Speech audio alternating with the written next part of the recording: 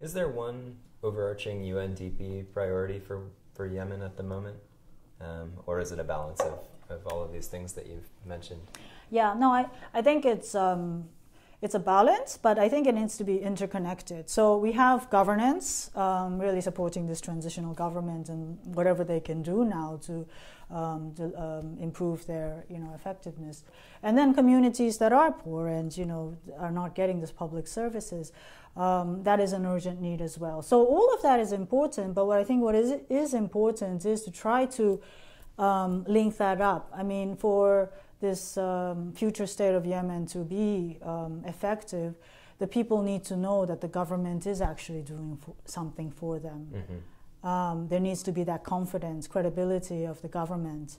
So in that sense, it's not for external partners to just deliver directly on the ground. You do need to involve the government at the different levels and let them really, take that on, and the citizens to have that interface with the government. And in terms of that government capacity building piece, where do you think the effective entry points are? UNDP's program, I can give you two examples of entry points that I believe are effective. One is at the level of the Prime Minister's office.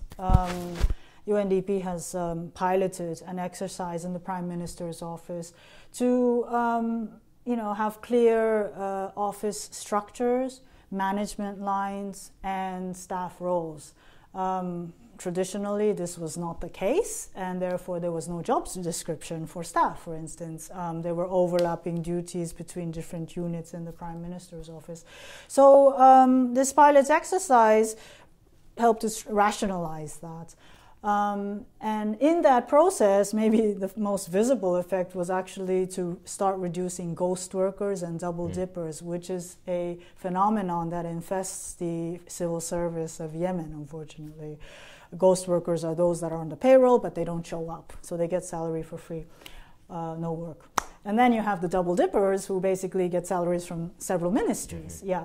And because of this lack of discipline in hiring, also because of lack of a registration system and a payroll that is also going through banks, this phenomenon has just totally grown. But in the Prime Minister's office, so in this rationalization, they identified over 1,000 staff on the payroll, but then when they started this registration, only 400 actually appeared.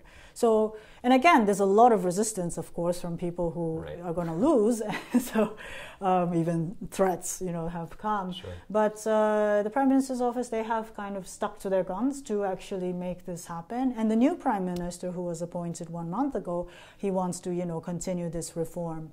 Another part of this Prime Minister's office work was to improve the communications capacity of the Prime Minister's office. And again, typically in Yemen, the government was not really open about what they're doing, trying to communicate with citizens or hearing citizens' voice. So this capacity of a spokesperson and an office that supports it is a novelty.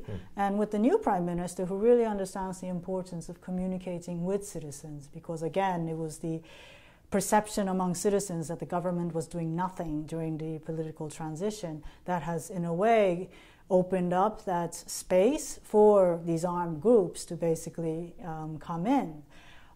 So he is fully using that capacity, and I think that also changes a little bit this linkage or relationship between government and the people.